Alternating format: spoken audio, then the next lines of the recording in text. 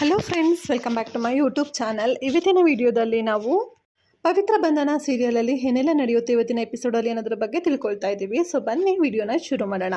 ಮೊದಲನೇದಾಗಿ ನಿಮಗೆ ಗೊತ್ತಿರ್ಬೋದು, ಹಿಂದಿನ ಎಪಿಸೋಡಲ್ಲಿ ಪವಿತ್ರ ವ್ರತನ ಮಾಡಿರ್ತಾಳೆ. ಅದಕ್ಕೋಸ್ಕರ ಅಂತ ಹೇಳಿ ದೇವರ ಅಮ್ಮ ಬಂದು ಪವಿತ್ರನ ಇವತ್ತು ಟ್ಯಾಂಕ್ಸ್ ಅಂತ ಹೇಳಿ ಹೇಳೋದಕ್ಕೆ ಅಂತ ರೂಮಿಗೆ ಬಂದಿರ್ತಾಳೆ. ಹಾಗೆ ಇಬ್ಬರು ಕೂಡ ಮಾತಾಡ್ತಾ ಇರ್ತಾರೆ. ಸೊ ಅವಳು ನನ್ನ ಮಗನಿಗೋಸ್ಕರ ನೀನು ವ್ರತ ಮಾಡಿದ್ದಕ್ಕೆ ಟ್ಯಾಂಕ್ಸ್, ಆದರೆ ಇದು ತುಂಬಾ ಅತಿ ಆಗ್ತಾ ಇದೆ, ನೀನು ಅವನಿಗೆ ಕೇರ್ ಮಾಡಿದೆ ಅಂತೇಳಿ ಅವನು ಇವಾಗ ನಿನಗೆ ಕೇರ್ ಮಾಡ್ತಿದ್ದಾನೆ, ಆದರೆ ಇದನ್ನು ನನ್ನ ಕೈಲಿ ಇವಾಗ ನೋಡೋಕ್ಕೆ ಆಗ್ತಾ ಇಲ್ಲ ಅಂತ ಹೇಳಿ ಹೇಳ್ತಾಳೆ. ಆವಾಗ ಪವಿತ್ರ ಇದ್ದವಳು, ನೋಡಿ ಯಜಮಾನಮ್ಮ, ಅವರು ಈ ಥರ ಸೇವೆ ಮಾಡ್ತಿರೋದು ನನ್ನ ಕೈಲೂ ಕೂಡ ನೋಡೋಕ್ಕಾಗ್ತಾ ಇಲ್ಲ, ಕಷ್ಟ ಆಗ್ತಾ ಇದೆ, ಆದರೆ ನೀವೇನು ವರಿ ಮಾಡ್ಕೋಬೇಡಿ, ನನ್ನ ಅವರ ಮಧ್ಯೆ ಇರೋದು ಸ್ನೇಹ ಸಂಬಂಧ ಅಷ್ಟೇ, ಬೇರೆ ಯಾವುದೇ ಥರ ಅಲ್ಲ ಅಂತ ಹೇಳಿ ಹೇಳ್ತಾಳೆ. ಹಾಗಾದರೆ ಗುಡ್ ಅಂತ ಹೇಳಿ ಅವಳು ಕೂಡ ಹೇಳ್ತಾಳೆ ದೇವರಮ್ಮ. ನಂತರ ಅವಳು ಅಲ್ಲಿಂದ ಹೊರಟೋಗ್ತಾಳೆ. ಅದನ್ನು ದೇವ್ ಕೂಡ ನೋಡ್ತಾನೆ, ಯಾಕಂದರೆ ಅವನು ಊಟ ಹಾಕೊಂಬರೋಕ್ಕೆ ಅಂತ ಹೇಳಿ ಹೋಗಿರ್ತಾನೆ ಪವಿತ್ರಂಗೋಸ್ಕರ ಅಂತ ಹೇಳಿ. ಬರ್ತಾ ಅವರಮ್ಮ ರೂಮಿಂದ ಆಚೆ ಬರೋದನ್ನು ನೋಡ್ತಾನೆ. ಅದಕ್ಕೂ ಮುಂಚೆ ಅಡುಗೆ ಮನೆಯಲ್ಲಿ ದೇವ್ ಊಟ ಹಾಕ್ಕೊಳ್ಳುವಾಗ ಅಲ್ಲಿಗೆ ನಮ್ರತ ಬರ್ತಾಳೆ. ನಮ್ರತ ಬಂದುಬಿಟ್ಟು, Dev listen to me, we have to plan China trip ಅಂತ ಹೇಳಿ ಹೇಳ್ತಾಳೆ. ನಮ್ಮ ಫಾರಿನ್ ಡೆಲಿಗೇಟ್ಸ್ಗೋಸ್ಕರ ಅಂತ ಹೇಳಿ ನಾವು ಫಾರಿನ್ ಟ್ರಿಪ್ನ ಪ್ಲ್ಯಾನ್ ಮಾಡಿದ್ವಿ ಅಲ್ವಾ ಇಷ್ಟು ದಿನ, ಸೊ ಅದನ್ನ ನಾವು ಇವಾಗ ಇಮಿಡಿಯೇಟ್ಲಿ ಮಾಡಬೇಕು ಅಂತ ಹೇಳಿ ಹೇಳುವಾಗ ಅವಳ ಕಡೆ ಗಮನ ಕೊಡ್ತಾ ತಟ್ಟೆಗೆ ಊಟನ ಬಳಸ್ಕೊಳ್ತಾ ಇರ್ತಾಳೆ. ಸೊ ಅದನ್ನ ನೋಡಿದಂತಹ ನಮ್ರತೆಗೆ ಕೋಪ ಬರುತ್ತೆ. ದೇವ್, ನೀನೇನು ನಿನ್ನ ಓನ್ ವರ್ಡಲ್ಲಿ ಮುಳುಗೋಗಿದೆಯಾ, ನಿನಗೆ ನಾನು ಹೇಳೋದು ಅರ್ಥ ಆಗ್ತಾ ಇಲ್ವಾ ಅಂತ ಹೇಳಿ ಕೋಪ ಮಾಡ್ಕೊತಾಳೆ. ಆವಾಗ ದೇವ್ ಇದ್ದನು, ಅಲ್ಲ ನಮ್ರತ, ನಿಂಗೆ ಗೊತ್ತು ತಾನೇ ಪವಿತ್ರ ಅವರು ಎಷ್ಟು ಕಷ್ಟಪಟ್ಟು ವ್ರತ ಮಾಡಿದ್ದಾರೆ, ಅವ್ರಿಗೆ ಕಾಲು ಏಟಾಗಿದೆ, ಅವ್ರಿಗೆ ಎಷ್ಟು ಪರಿಸ್ಥಿತಿ ಕೆಟ್ಟದಾಗಿದೆ ಅಂತ ನಿಮಗೂ ಕೂಡ ಗೊತ್ತಲ್ವಾ, ಇವಾಗ ಆಫೀಸ್ ವಿಚಾರಗಳ ಮಾತಾಡೋಕ್ಕೆ ಅಷ್ಟು ಎಮರ್ಜೆನ್ಸಿ ಏನಿದೆ, ಇವತ್ತು ಚೈನಾ ಟ್ರಿಪ್ ಮಾಡುವಂತಹ ಎಮರ್ಜೆನ್ಸಿ ಆದರೂ ಏನಿದೆ, ಆಫೀಸ್ ವಿಚಾರ ಎಲ್ಲ ಆಮೇಲೆ ನೋಡ್ಕೊಳ್ಳೋಣ ಬಿಡು ಅಂತ ಹೇಳಿ ಊಟ ಹಾಕೊಂಡು ಹೋಗ್ತಾ ಇರ್ತಾನೆ. ಆ ಟೈಮಲ್ಲಿ ಅವರ ಅಮ್ಮ ರೂಮಿಂದ ಬರೋದನ್ನು ನೋಡಿಬಿಟ್ಟು ಪವಿತ್ರಂಗೆ ಕೇಳ್ತಾನೆ, ಏನ್ರಿ ಅಮ್ಮ ರೂಮಿಗೆ ಬಂದಿದ್ರು, ಏನು ವಿಷಯ ಏನು ಅಂತ ಹೇಳಿ. ಏನಿಲ್ಲ, ವ್ರತ ಮಾಡಿದ್ದೆ ಅಲ್ವಾ, ಅದಕ್ಕೆ ಟ್ಯಾಂಕ್ಸ್ ಅಂತ ಹೇಳೋಕೆ ಬಂದಿದ್ರು ಅಂತ ಹೇಳಿ ಹೇಳ್ತಾಳೆ. ಆವಾಗ ದೇವಿದ್ದನು, ನೋಡಿದ್ರ ನೀವು ಮಾಡಿದಂತಹ ವ್ರತನ ನೋಡಿಬಿಟ್ಟು ಅಮ್ಮಂಗೂ ಕೂಡ ಮನಸ್ಸು ಕರಗಿದೆ, ಅಮ್ಮ ಇನ್ನು ಸ್ವಲ್ಪ ದಿನದಲ್ಲೇ ಬದಲಾಗ್ತಾರೆ ಅಂತ ಹೇಳಿ ಹೇಳ್ತಾನೆ. ಸರಿ ಆಯಿತು ತಗೊಳ್ಳಿ, ನೀವು ಊಟ ಮಾಡಿ ಅಂತ ಹೇಳಿ ಕೂತ್ಕೊತಾನೆ ಪವಿತ್ರನ ಪಕ್ಕ ಬೆಡ್ ಮೇಲೆ.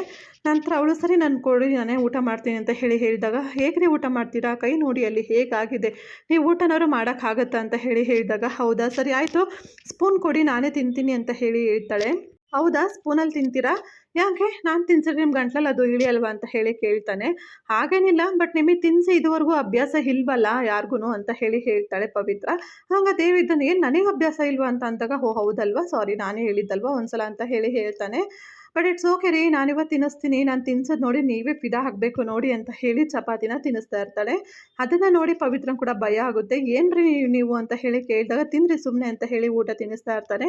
ಹಾಗೆ ಮಧ್ಯದಲ್ಲಿ ಪವಿತ್ರಂಗೆ ಒಂದು ಚಪಾತಿ ತಿನ್ನಿಸೋದನ್ನು ನೋಡಿಬಿಟ್ಟು ಶಾಕ್ ಆಗ್ತಾಳೆ. ನಂತರ ಅವಳು ಕೂಡ ಹೇಳ್ತಾಳೆ, ಏನ್ರಿ ಯಾರಾದರೂ ಒಂದು ಚಪಾತಿನ 4 ತುತ್ತಿ ಖಾಲಿ ಮಾಡ್ತಾರಾ, ಒಂದು 5-6 ತುತ್ತಾರು ಮಾಡ್ರಿ ಅಂತ ಹೇಳಿ ಹೇಳಿದಾಗ, ಏನು ಹೌದಪ್ಪ, ನಾನಂತೂ ಹೀಗೆ ತಿಂತಾ ಇದ್ದಿದ್ದು ಚಪಾತಿನ, ತಿಂದರೆ ಏನಾಗಲ್ಲ ಸುಮ್ಮನೆ ಅಂತ ಹೇಳಿ ತಿನ್ನಿಸ್ತಾ ಇರ್ತಾನೆ. ಸದ್ಯ ಒಂದು ಚಪಾತಿ ಖಾಲಿ ಆಯಿತು ಕಣ್ರಿ, ಇನ್ನೊಂದು ಚಪಾತಿ ಇದೆ ಅಷ್ಟೇ, ಅದನ್ನು ಖಾಲಿ ಮಾಡಿಬಿಡಿ ಅಂತ ಹೇಳಿ ಹೇಳಿದಾಗ, ಇಲ್ಲ ಸಾಕು ಸಾಕು ನನಗೆ ಅಂತ ಹೇಳ್ತಾಳೆ. ಹಂಗೆಲ್ಲ ಇಲ್ಲ, ಇದು ನನ್ನ ತುತ್ತು, ಅಪ್ಪನ ತುತ್ತು, ಹಾಗೆಯೇ ನಿಮ್ಮ ತಾತನ ತುತ್ತು ಅಂತ ಹೇಳಿಬಿಟ್ಟು ಊಟನ ತಿನ್ನಿಸ್ತಾ ಇರ್ತಾನೆ. ಇನ್ನು ಮಧ್ಯದಲ್ಲಿ ನಮ್ರತ ಬರ್ತಾಳೆ. ಅವಳು ಕೂಡ ಏನೋ ಕೊಟ್ಟೋಕೆ ಅಂತ ಹೇಳಿ ಬರ್ತಾಳೆ. ನಂತರ ಅವಳು ಎಕ್ಸ್ಪೆಕ್ಟ್ ಮಾಡ್ತಾ ಇರ್ತಾಳೆ ದೇವ್ ಅವಳನ್ನ ಹೊಗಳುತ್ತಾನೆ ಅಂತ, ಬಟ್ ಅವನೇನು ಹೊಗಳೋದಿಲ್ಲ. ಸರಿ ಆಯಿತು ನಮ್ರತ, ನೀನು ಹೊರಡು ಅಂತ ಹೇಳಿ ಹೇಳಿದಾಗ, ನನ್ನ ಹೊಗಳುತ್ತಿ ಅಂತ ನೋಡಿದರೆ ಹೊರಡು ಅಂತ ಹೇಳ್ತಾ ಇದೀಯ ಅಂತ ಹೇಳಿ ಕೋಪ ಮಾಡಿಕೊಂಡು ಅಲ್ಲಿಂದನೇ ಹೊರಟೋಗ್ತಾಳೆ. ಇನ್ನೊಂದು ಕಡೆ ದೇವವ್ರ ಅಮ್ಮನ್ನ ನಮ್ರತ ಅವ್ರ ಅಮ್ಮ ಕೇಳ್ತಾ ಇರ್ತಾರೆ, ಏನದಕ್ಕೆ ಎಲ್ಲಿಂದ ಬರ್ತಾ ಇದ್ದೀರಾ ಅಂತ ಹೇಳಿ. ಏನಿಲ್ಲ, ಪವಿತ್ರ ದೇವ್ಗೋಸ್ಕರ ಅಂತ ಹೇಳಿ ವ್ರತ ಮಾಡಿದ್ದಲ್ವಾ, ಅದಕ್ಕೋಸ್ಕರ ಟ್ಯಾಂಕ್ಸ್ ಅಂತ ಹೇಳಿ ಬರೋಣ ಅಂತ ಹೇಳಿ ಹೋಗಿದ್ದೆ ಅವಳು ರೂಮಿಗೆ ಅಂತ ಹೇಳಿ ಹೇಳಿದಾಗ, ನಮ್ರತ ಅವ್ರ ಅಮ್ಮ ಕೂಡ ಶಾಕ್ ಆಗ್ತಾಳೆ. ಇದು ಹಿಂಗೆ ಮುಂದೆ ಬರೆದ್ರೆ ತುಂಬ ಕಷ್ಟ ಇದೆ ಮುಂದೆ ಅಂತ ಅಂದ್ಬಿಟ್ಟು, ಹಾಗೆ ಪವಿತ್ರನ ಬಗ್ಗೆ ಸ್ವಲ್ಪ ನೆಗೆಟಿವ್ ಆಗಿ ಅವಳ ಹತ್ರ ಎಲ್ಲ ಮಾತಾಡಿ ಚುಚ್ಕೊಟ್ಟು ಹೋಗ್ತಾಳೆ. ಹಾಗೆ ದೇವವ್ರ ಅಮ್ಮ ಕೂಡ ಅದನ್ನ ಯೋಚನೆ ಮಾಡ್ತಾ ನಿಂತಿರ್ತಾಳೆ. ನಂತರ ಪವಿತ್ರಂಗೆ ಊಟ ಮಾಡಿಸ್ಬಿಟ್ಟು ದೇವ್ ಅಡುಗೆ ಮನೆಗೆ ಹೋಗ್ತಾನೆ. ಅಡುಗೆ ಮನೆಗೆ ಹೋಗಿದ ತಕ್ಷಣ ಅಲ್ಲಿಗೆ ಅವ್ರ ಅತ್ತೆ ಬರ್ತಾರೆ, ಅಂದರೆ ನಮ್ರತ ಅವ್ರ ಅಮ್ಮ. ಅವ್ರು ಬಂದುಬಿಟ್ಟು ದೇವ್ ಊಟ ಆಯ್ತಾ ನಿಂದು ಅಂತ ಹೇಳಿ ಕೇಳಿದಾಗ, ಇಲ್ಲ ಅತ್ತೆ ನಾನು ಊಟ ಆಗಿಲ್ಲ ಅಂತ ಹೇಳಿದಾಗ, ಸರಿ ಆಯಿತು ಬಾ ಕುತ್ಕೊ, ನಾನು ಬಡಿಸ್ತೀನಿ ಊಟನ ಅಂತ ಕರೀತಾಳೆ. ಇಲ್ಲ ಅತ್ತೆ ಬೇಡ, ನನಗೆ ಯಾಕೋ ಇವತ್ತು ಹಸಿವಿಲ್ಲ ಅಂತ ಹೇಳಿ ಹೇಳಿದಾಗ, ಹೌದಾ ಸರಿ ಆಯಿತು ಬಿಡು, ದೇವ್ ಹಾಗೆ ಒಂದು ವಿಷಯ ಹೇಳಬೇಕಿತ್ತು ಅಂದಾಗ, ಏನು ಹೇಳು ಎತ್ತೆ ಅಂತ ಕೇಳ್ತಾನೆ. ನಮ್ರತ ಕೂಡ ಬೆಳಗ್ಗೆಯಿಂದ ಒಂದು ತೊಟ್ಟು ನೀರು ಕೂಡ ಕುಡ್ದಿಲ್ಲ, ನಿನಗೋಸ್ಕರ, ನಿನ್ನ ಜೀವಕ್ಕೆ ಏನು ಅಪಾಯ ಆಗಬಾರ್ದು ಅಂತ ಹೇಳಿ ಅವಳು ಕೂಡ ಉಪವಾಸ ಮಾಡ್ತಿದ್ದಾಳೆ ಅಂತ ಹೇಳ್ತಾಳೆ. ಅವಳು ಸುಮ್ಮನೆ ಸುಳ್ಳು ಹೇಳ್ತಾಳೆ ಅದನ್ನು, ಬಟ್ ದೇವ್ಗೆ ಅದು ಗೊತ್ತಾಗೋದಿಲ್ಲ. ಯಾಕತ್ತೆ ಅವಳು ಆ ಥರ ಮಾಡಬೇಕು, ಅವ್ರು ಹೇಳಿಲ್ವಾ ಅವಳು ಉಪವಾಸ ಮಾಡೋದ್ರಿಂದ ಏನು ಯೂಸ್ ಇಲ್ಲ ಅಂತ ಹೇಳಿ, ಅವಳು ಯಾಕೆ ಇಷ್ಟೆಲ್ಲ ತಲೆ ಕೆಡಿಸ್ಕೊಂಡಿದ್ದಾಳೆ ಅಂತ ಹೇಳಿ ಕೇಳಿದಾಗ, ನೀವು ಫೋರ್ಸ್ ಮಾಡಿ ಅತ್ತೆ ಅವಳು ಊಟ ಮಾಡ್ತಾಳೆ ಅಂದಾಗ, ಇಲ್ಲ ದೇವ್ ನಾನು ತುಂಬ ಫೋರ್ಸ್ ಮಾಡಿದೆ, ಅವಳು ನನ್ನ ಮಾತು ಕೇಳ್ತಾನೆ ಇಲ್ಲ, ನೀನೇ ಏನಾದ್ರು ಹೇಳಿರೋಳು ನಿನ್ನ ಮಾತನ್ನ ಖಂಡಿತ ಕೇಳ್ತಾಳೆ ಅನ್ನೋ ನಂಬಿಕೆ ನನಗಿದೆ ದೇವ್, ನೀನೊಂದು ಮಾತು ಹೇಳೋಳಿಗೆ ಅಂತ ಹೇಳಿದಾಗ ಹೌದಾ ಸರಿ ಅತ್ತೆ ಆಯಿತು ನಾನು ಹೋಗಿ ಹೇಳ್ಬರ್ತೀನಿ ಅಂತ ಹೇಳಿ ಅವನು ಕೂಡ ಅವಳ ರೂಮಿಗೆ ಅಂದರೆ ನಮೃತ ಅವ್ರ ರೂಮಿಗೆ ಹೋಗ್ತಾನೆ. ಹೋಗ್ಬಿಟ್ಟು ನಮೃತ ಯಾಕೆ ನೀನು ಬೆಳಗ್ಗಿಂದ ಊಟ ಮಾಡಿಲ್ಲ ಅಂತ ಕೇಳ್ತಾನೆ.